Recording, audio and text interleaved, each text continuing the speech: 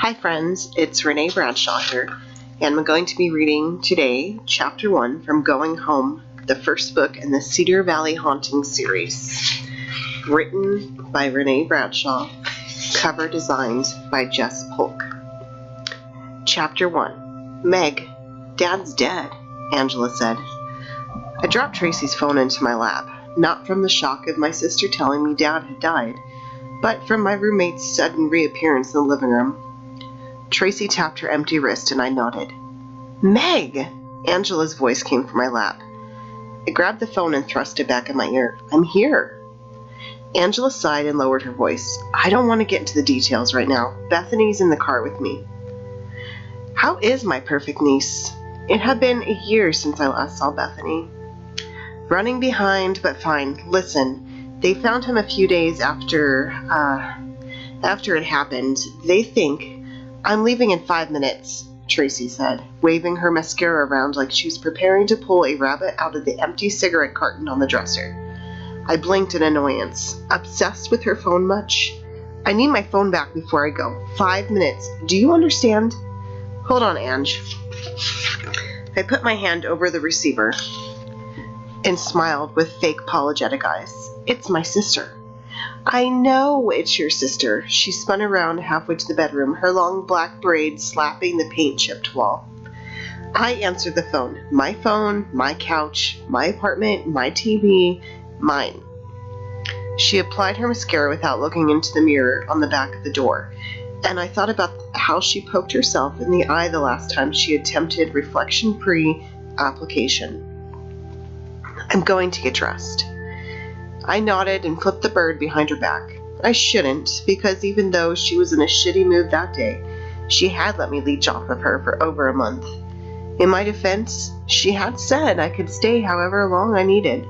A margarita-fueled conversation, but I was sure she meant it. Megan! Angela shouted, and the inside of my ear vibrated.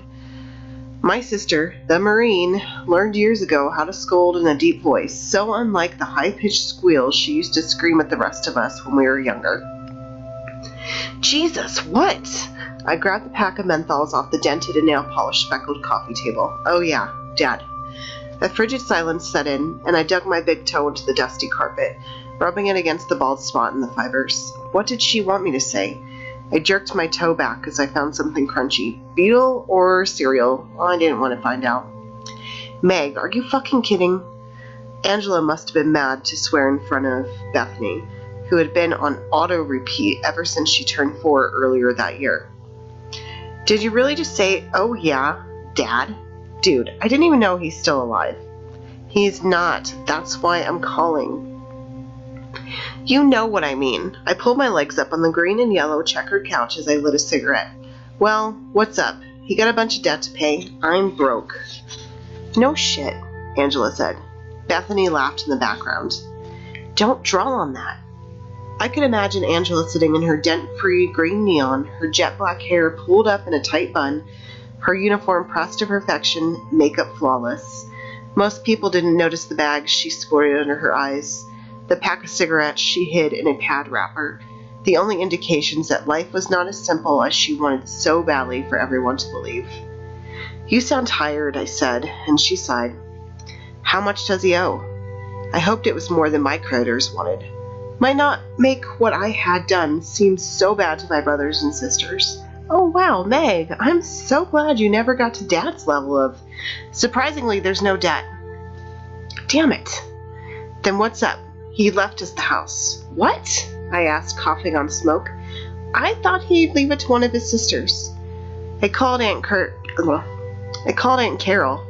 He hasn't talked to any of them in years either. I flicked ash off my leg. No surprise there.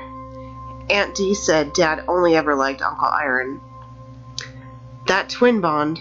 Duncan and Ray seem the same way half the time. Duncan and Ray were our brothers, twins and 4 years older than me. I shrugged, even though she couldn't see me. Yeah, except if one of them died, I don't think the other one would forget about the rest of us. Not like Dad did after Uncle Aaron died. That was all an assumption based off of stories from Aunt Dee. She and Uncle Aaron weren't even married a year before he died. Mama and Dad felt so sorry for her, they let her move across country with them. She helped raise us, more so after Mama left. So listen, Angela's words blended together in speed. I talked to Dad's lawyer and give him Tracy's address. The key should be there in 2 days, a bus voucher, Dad's old car. He's still had the same one. Will be in the parking garage by the depot for you. Wait, what? I dropped my cigarette in the ashtray and leapt to my feet, knocking into the table. A plastic vase fell over, spilling questionable water and a few dead flowers. My heartbeat sped up at the mention of a bus ticket and keys. Cedar Valley? The 5 of us vowed never to go back, so why was a lawyer sending me keys and a bus ticket? Why the hell do I have to go there? If anyone should, it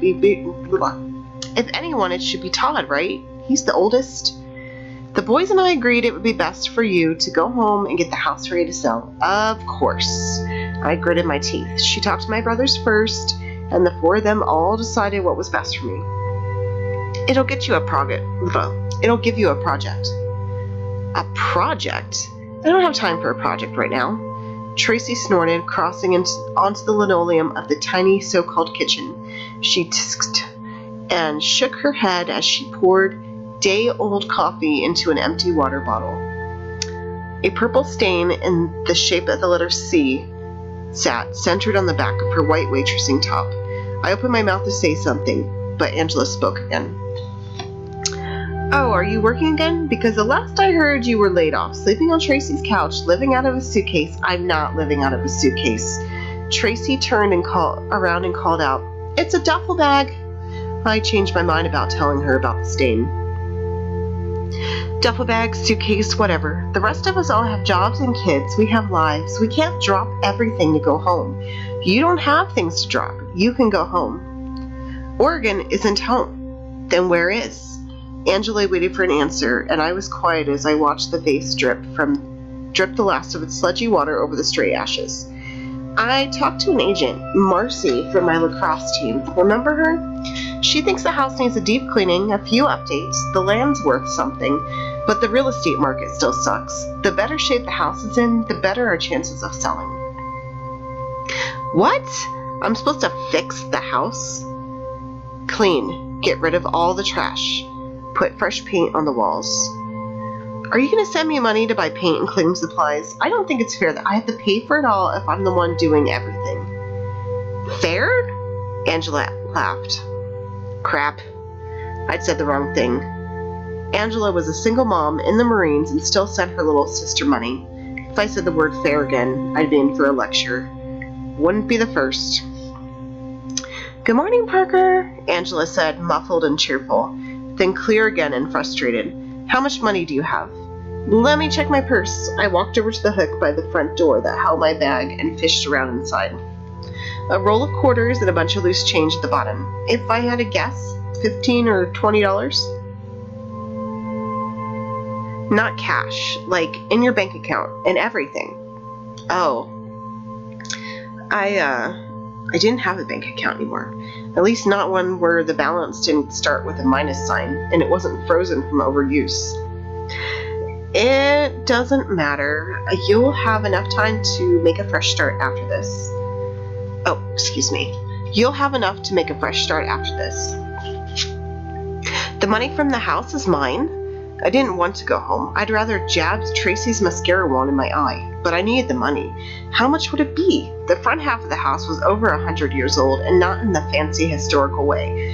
The condition had been downright sad 10 years ago when I left home. It would be pathetic now. The land, 30-something acres on the side of a forested mountain. A river ran through it too. Well, a stream or something. That had to be worth a lot. We'll split the money 5 ways. What? I'm doing all the work. Whining was something I perfected as the baby of the family. We all earned a chunk of that money by getting out of there alive and sane. Most of us sane. She paused and I bent my head to the side, propping the phone under my ear. I pulled my shoulder-length ponytail hair. I pulled my shoulder-length blonde hair into a ponytail as graceful as an elephant doing ballet. Ange, I'll talk to the boys, maybe a bigger percentage. A wailing noise came through the phone. What's that? I gotta go. What is that? I asked again. Sirens kicking out the base exercise. I have to drop Bethany off at the CDC so I can get to work. What's wrong with Bethany? Huh? Nothing. Why? Angela sounded distracted. Our conversation and any points I wanted to raise were lost. The Center for Disease Control? What are you? No, the Childhood Development Center. I swear we've had this conversation before, she said. Then muffled, she said, Get your backpack. Oh yeah, can't you call it daycare like everyone else in the world? I asked. She always had to make things complicated with her acronyms. I'll call you tonight when Tracy gets home, but someone else has to go, or at least come with me. I can't do this. You can do this, and you need to do it.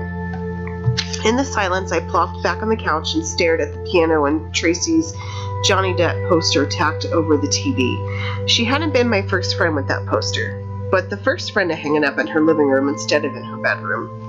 I chewed at my thumb cuticle and imagined quiet music coming from the poster, as if Johnny played on. Meg? Angela asked. Yeah? The bastard's dead. That concrete-like ball of tension that always sat on my shoulders. The thing that made me hold my breath when I stepped into a dark room. The thing that made me cringe when someone raised a hand too close to my face. That made me want to run away when I witnessed a couple arguing. That tension eased. I smiled. The bastard's dead. We exchanged goodbyes and hung up. Tracy walked by, hand out waiting for her phone. She pointed at the vase laying on the table. Are you going to clean that up? Of course I am, though I hadn't thought about it. The flowers had been dead for months. Her weird but hot coworker had handed them out to everyone as a May Day gift, and it was now midsummer. She should have tossed them a while ago, but she kept feeding them water as if that would reanimate them instead of prolonging the stench. As soon as Tracy left, I grabbed her bath towel and mopped up the water, most of it already soaked into the old wood, leaving behind thick and chunky brown goop. After I cleared the slime, I hung her towel back up in the bathroom to dry so Tracy could use it that night. Smelling like B.O. and fish sandwiches when she got home from the diner, her first course of action was always to shower. Yep, I was a considerate roommate. It wasn't like I didn't contribute either. Tracy just didn't know about the real reason Mrs. Rodriguez had dropped the price of rent. Days after I'd moved in, I'd slipped the rent check under the landlord's door. She had opened the door just as I stood and asked me to help tip the couch back so she could reach an earring she had lost underneath. I reluctantly went inside and helped. The heavy couch slipped out of my grasp and onto her hand as she reached underneath. I walked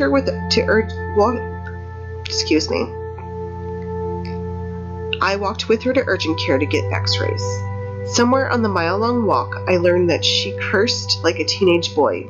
She learned that I entered an extreme drifting period in my life and said, "We all need to give the fuck up every once in a while, or we'll be too busy pushing ahead to see the other damn paths." That seemed like good advice to me. She liked my company while we watched old VHS recordings of Bob Barker's The Price is Right. I liked feeling as though I was something more to anyone than a burden to be handed off. Company wasn't enough to drop the rent almost in half. That had started when I started scanning for her every afternoon.